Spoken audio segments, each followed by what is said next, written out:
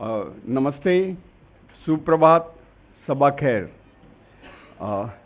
Respected Chairperson, VC Sir and all dignitaries, colleagues and friends.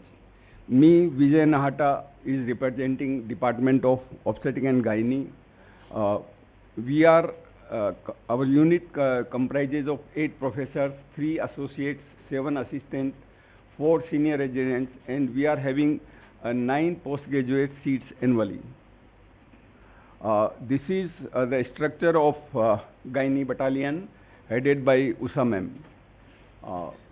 We are conducting more than 3,800 childbirths annually. Recently, we have been awarded for the highest number of sterilizations in the private sector. We are regularly participating in the esteemed universities, whatever related to us in all the activities. Now, we are running a Center of Gynecological Endoscopy since 2017 in association with the main department. We are performing more than 400 hysteroscopy and laparoscopic surgeries annually. Now we are entering robotic surgery also and running a gynae endoscopy training program since 2017. We have organized live gynae workshops in 2017, Endoferticon, then we are conducting different modules of hysteroscopy workshop, and recently we organized a gynae sonomela too. Now I call upon Dr. Minal Soni, who is Assistant Professor in the Department of Reproductive, and we and Reproductive Medicine work hand in hand. Minal, please. Thank you, sir. Good morning, dignitaries, respected seniors, and my dear colleagues. I am Dr. Minal Soni. I'll be presenting today's case. So the case is a 37-year-old female with complaint of chronic pelvic pain. Mrs. X, 37-year-old female, Paravan Laivan, resident of Chaksu, Jaipur, presented with us with chief complaints of severe pain during her menses since 3 years, and this pain has increased significantly since last 1 year. She has a complaint of severe lower abdominal pain during her menses since 3 years. Pain starts 2 to 3 days before her menstrual cycle, and it continues throughout the menses and gets relieved after the menstrual cycle ends. Pain is radiating towards the back. It is associated with heaviness with on and off cramps in lower abdomen, not associated with heavy menstrual bleeding. She used to take oral analgesics 3 to 4 times a day during menses. Now since 1 year the pain has increased and she needs to take injectable medications for pain management. Treatment history: since last 3 years she has visited many doctors. She was diagnosed to have right-sided ovarian cyst every time. She took multiple treatments, cyclical hormonal pills, but she got only temporary relief for time. No reduction in the size of ovarian cyst was noted.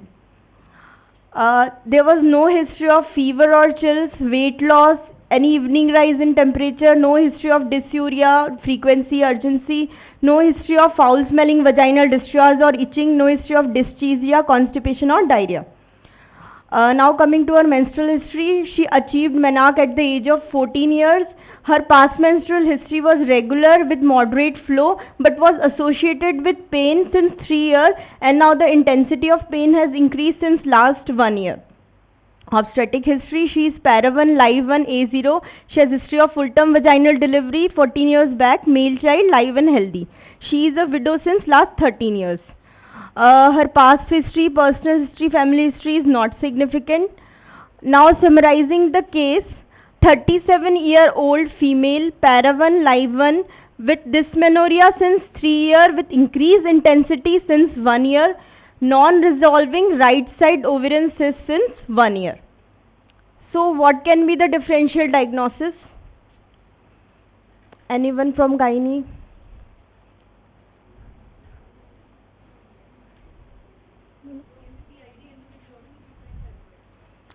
Yes, correct.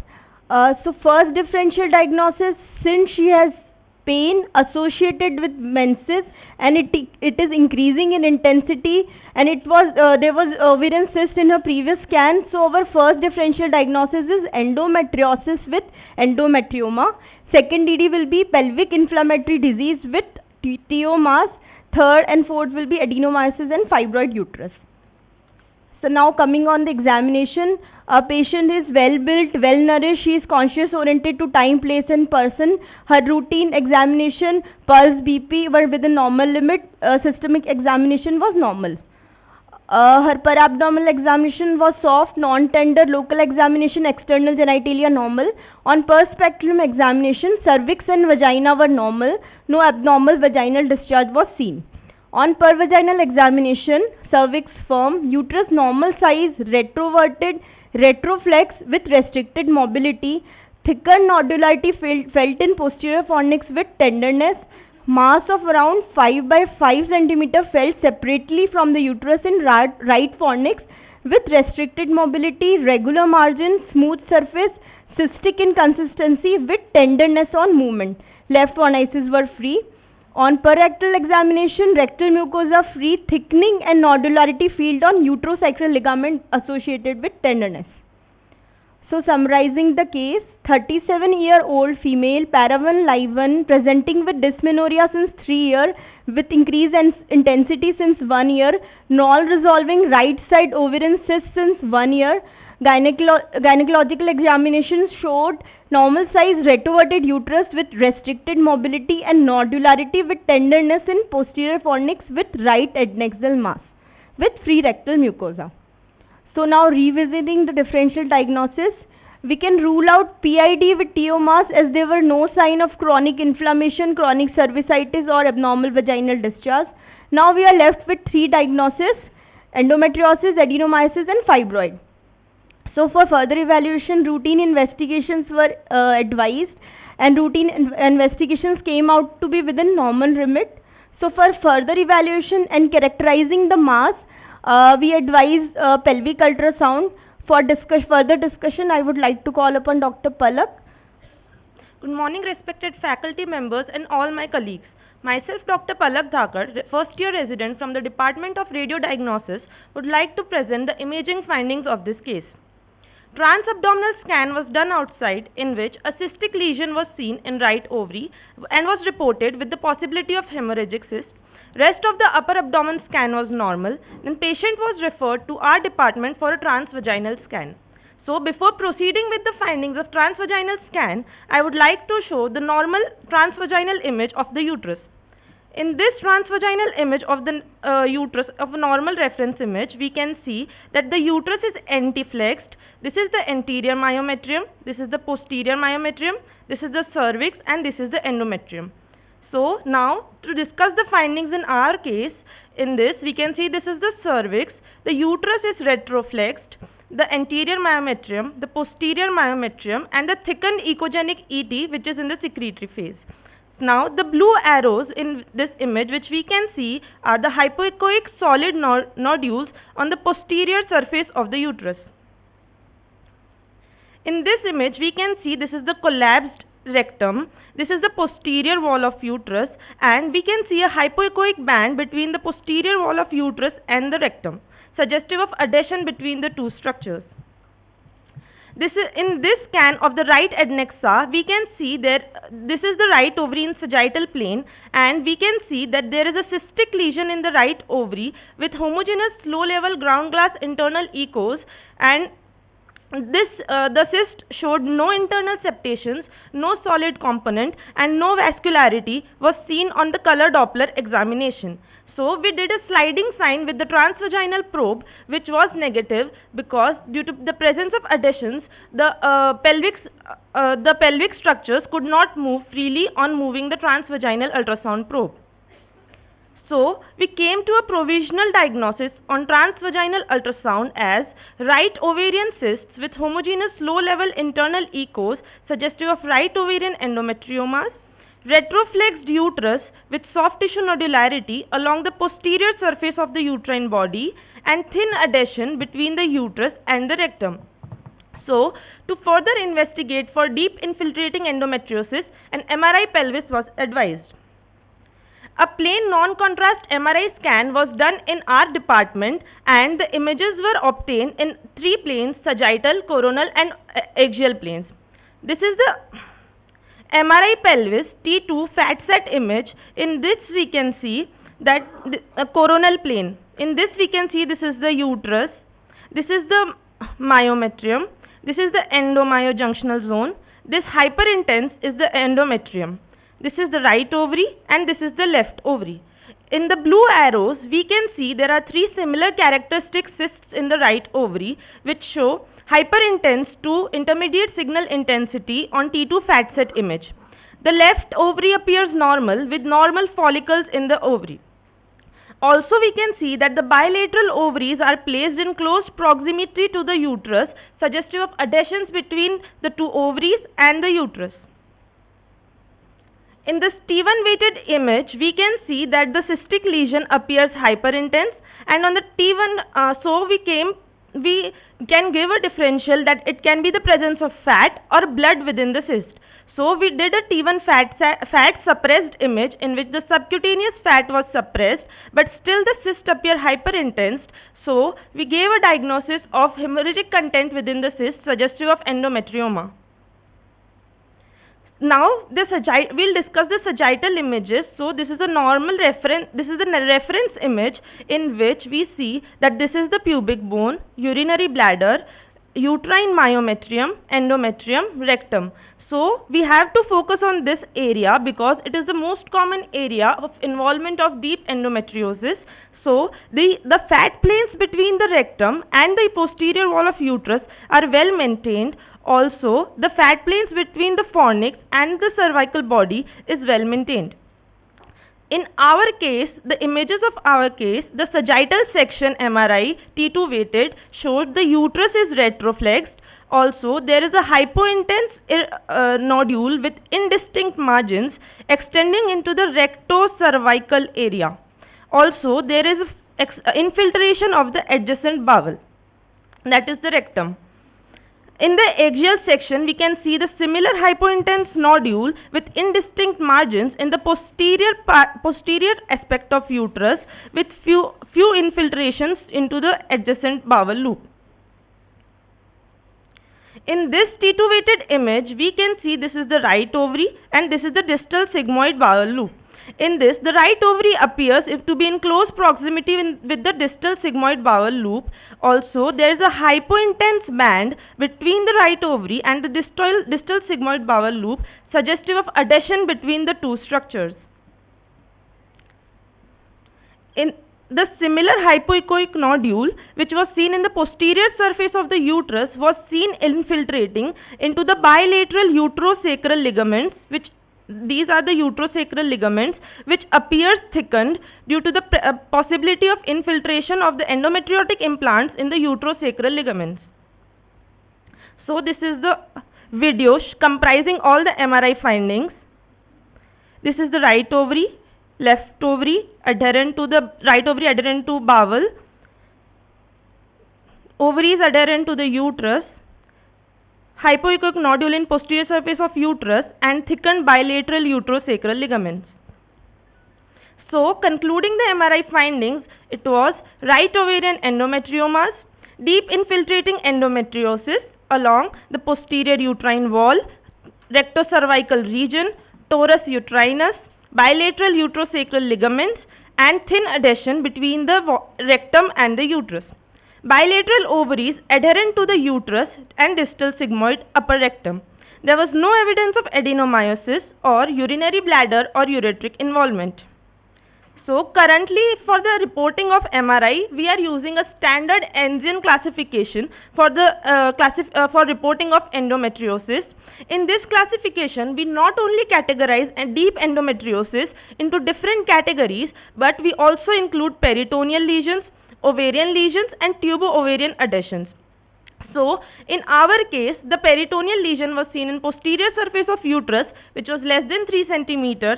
So, a given point of P1, In the ovary, there were 3 endometriomas on the right side, and the total sum of which was more than 7 centimeter. Hence, on the right side, ovarian score was given 3, and the left ovary was normal, so the ovarian score given on left side was 0. The tubo-ovarian adhesions, bilateral ovaries were adherent to the pelvic, to the uterus, and the bilateral uterosacral ligaments on both sides. Hence, the T-score was given 3 on the right side and on the left side. In deep endometriosis, we categorize this into 4 categories.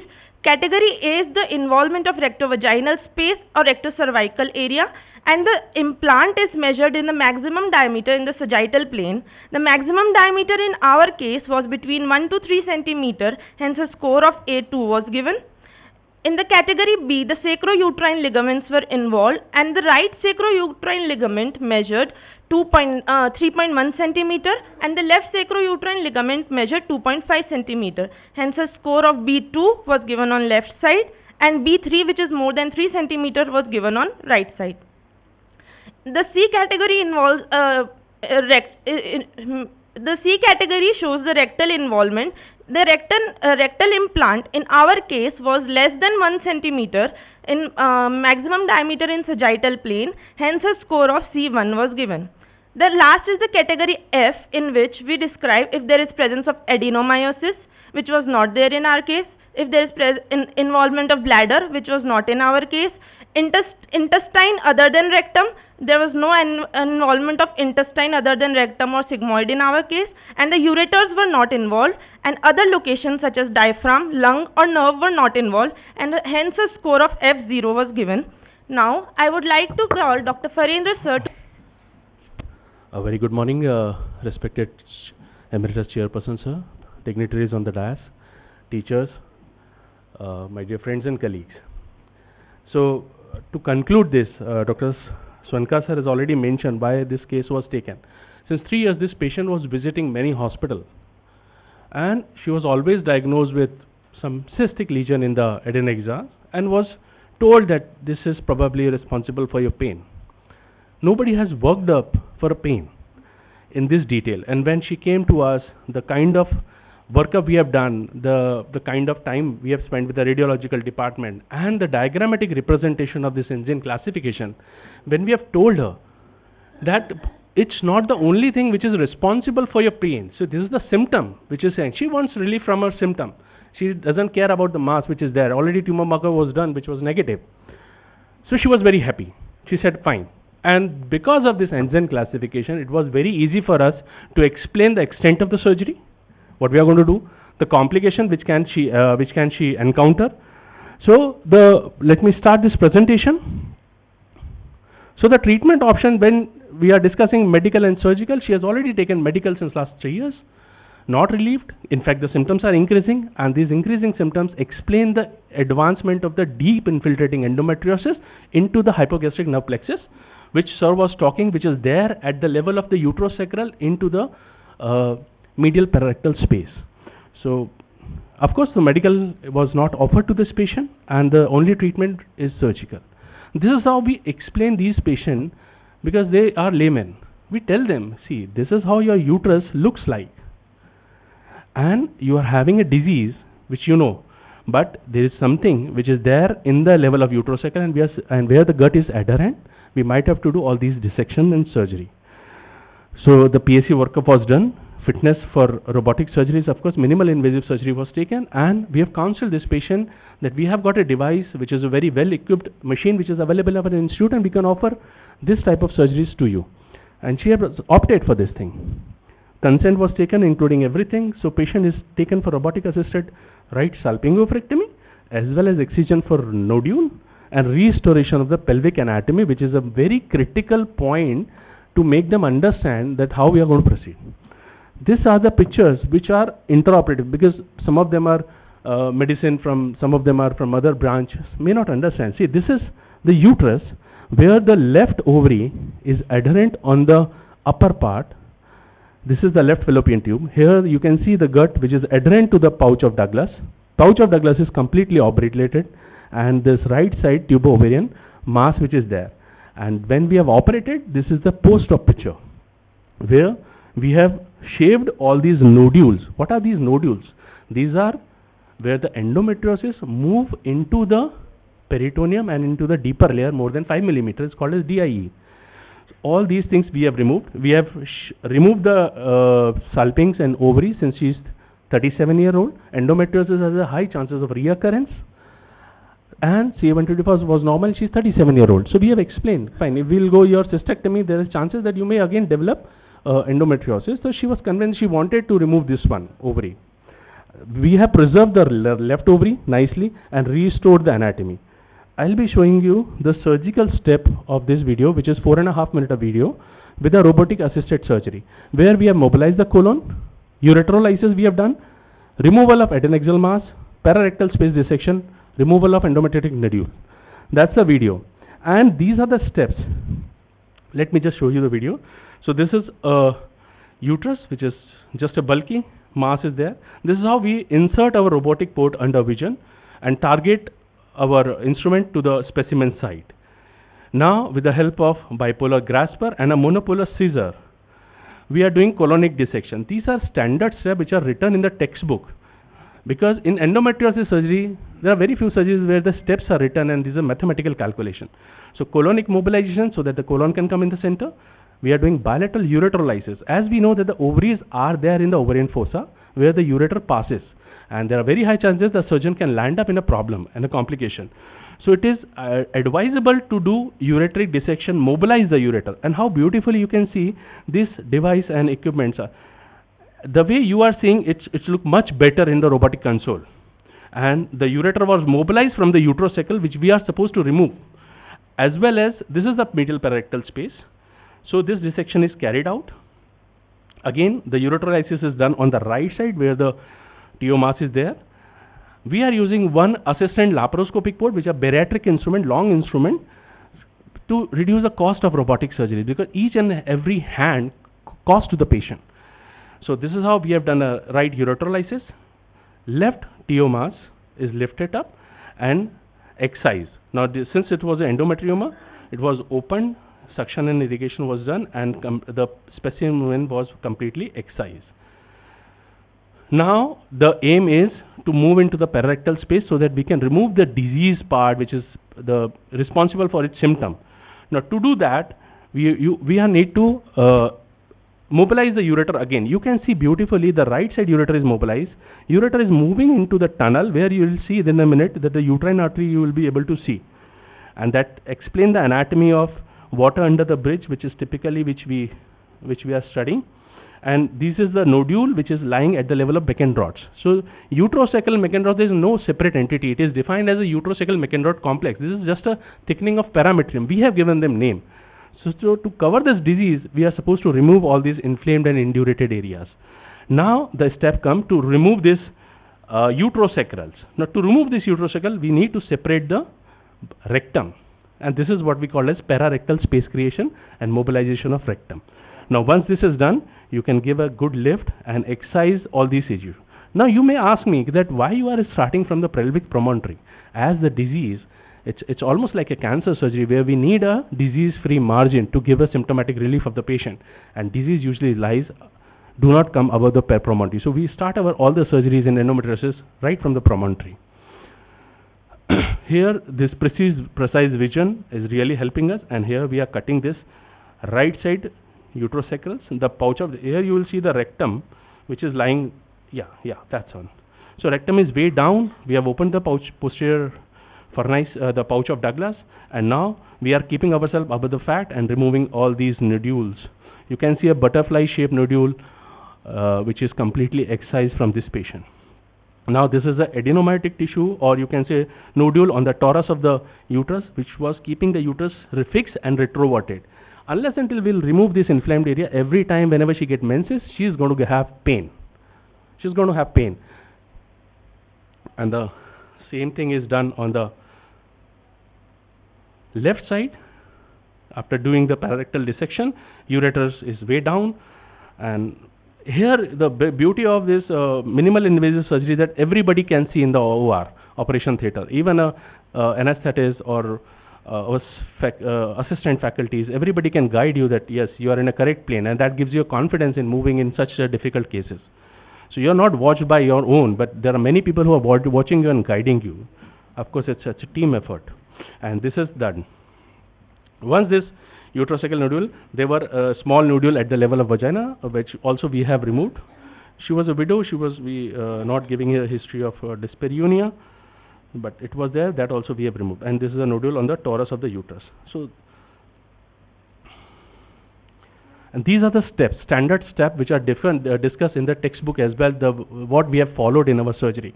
The post-operative period, few analgesics we have given and antibiotics was given. Patient was mobilized 4 hours after surgery. She got her menses on her 4th of August, that is 3rd day post-operative, and there was no analgesia which was required. And it was such a satisfying feeling for us and to the patient and to the relative that whatever money, whatever effort they have done, it's really helpful for them. And this is the testimonial of the patient where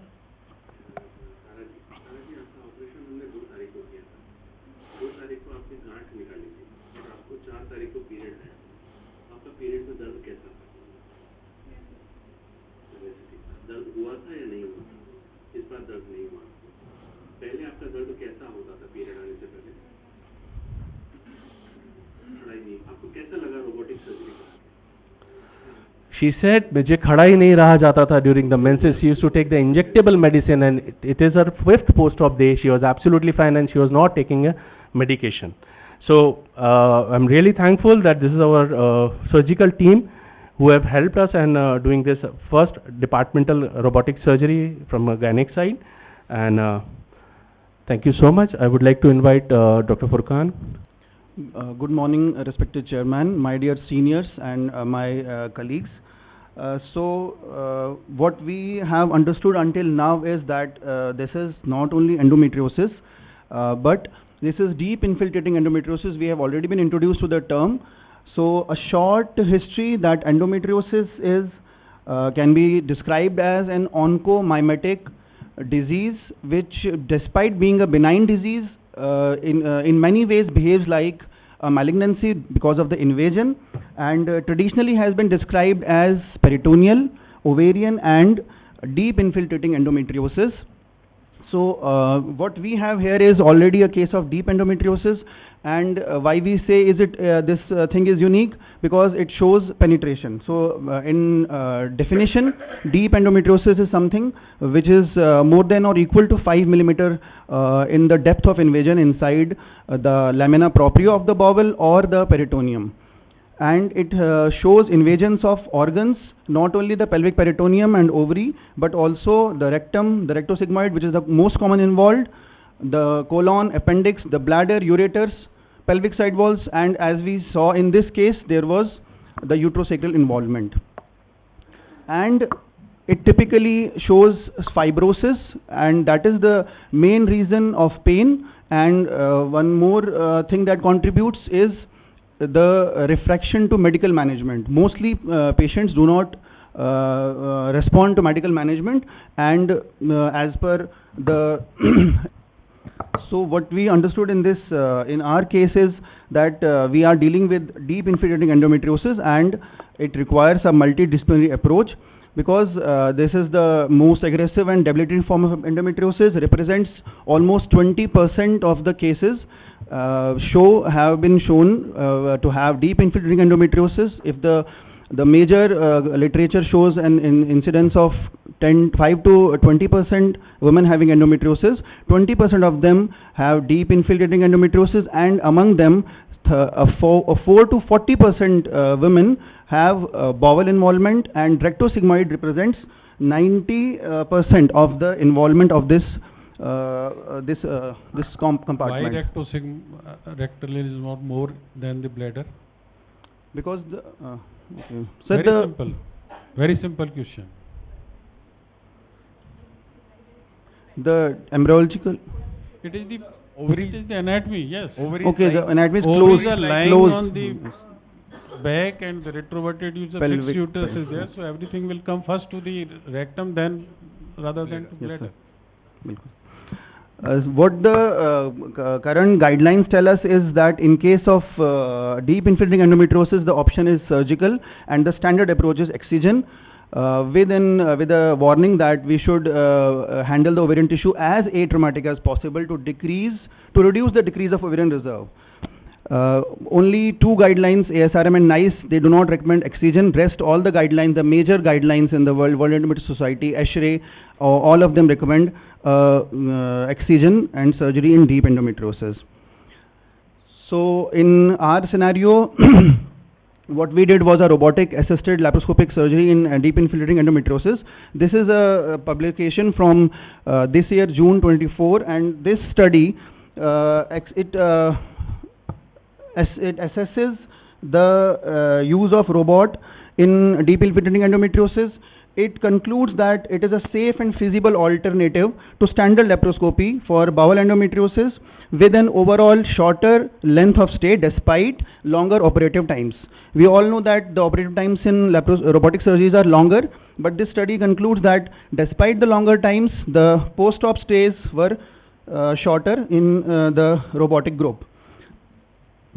There is another study from the Journal of Robotic Surgery in 2020. This is also from this year, and all these studies, they tell us that the use of robotic surgery is a major upcoming thing in the management of endometriosis because of the greater degrees of freedom, the better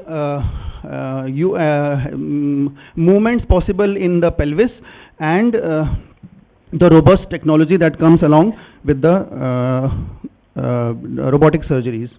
These are some of the latest articles that assess the use of robotic surgery in deep infiltrating endometriosis. I would now like to call Dr. V.S. Nahata sir for taking the presentation further.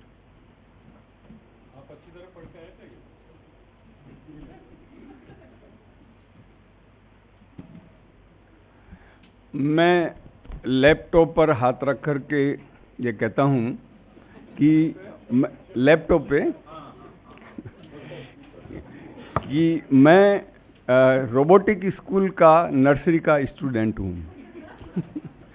मैंने कुछ अकल से कुछ अच्छे बच्चे फरेंद्र, फुरकान, मनीष गुप्ता, निरपेश सदासुखी और नितिन खुटेटा, इनकी की नकल करके ये टेबल बनाई है जो मैं आपके साथ साझा करना चाहता हूँ। मेरे team members has done with that this thing, so I am concluding with the things here. If we compare, the vision is good in laparoscopy, but it is better, even better in robotics. Coordination, this is a very big thing. To handle one camera, 3 instruments, 1 energy source, 3 minds are coordinating, whereas in robot only 1 mind is controlling all these sitting on the console. So the movements in laparoscopy, we get only 4 degrees of freedom, and this y-axis 2 movements and then 2 movements in the x-axis, whereas we are getting 7 degrees of movement. So stitching is balle, whoever done with the things. So there is more precise and more dexterity is there. Then ergonomics is really challenging for the surgeons with long surgeries, strains and fatigue, where surgeon is sitting comfortably, and some places they take coffee also during. And the tremors are enhanced during laparoscopy because the long surgeries and because the longer instruments, and whereas they are filtered in this thing. So I think I am choosing at the right age robotics. Then comes the operating time. Again, it is depend upon the surgeon, his training, team, gadgets, and the learning curve. So the same factors applies here also. Now come recovery. Recovery is fast in laparoscopy too, but it is even faster because of the less tissue trauma. Then the learning curve is there, but it is more systemic in robotic. You have to spend 40 hours on the console, then wet lab, and that way. That we are not having in the endoscopy. Then learning curve is Yeah, what again this thing, and the integration with the artificial intelligence which is going on, which is the future, which is more feasible with robotics. Then complications, there are enhanced safety factors in robotics. Before you press your diathermy, there is a signal. So you are having those safety factors. Otherwise, because you have to keep the long standing the same position, you cannot unlock in between. So in the particularly in gynae where we operate in low head, so the patient has to be optimized more before to take that load. Then comes the cost implications. Apparently it is less in laparoscopy, but and apparently high, but considering the surgical outcome in complex surgeries, it is definitely cost effective. So I will like to conclude that endometriosis is a debilitating disease having immense pain, infertility, disturbs personal, professional and family life. And the incidents are increasing because the women nowadays are facing more number of menstrual cycles because of delayed marriages, not opting for childbearing, etc. And then definitely we have seen that better imaging is also making them in view. So we as a medical person, we should offer whatever is the best treatment option to our women who are the backbone of our society. Before thanking, I will like to take this opportunity, as we are having competent teams of gynec, uro, gastrosurgery, anesthesia. Sir, we will like to declare this institution, esteemed institution, as now you have gifted us the robot also, so declare it as a center of excellence for endometriosis.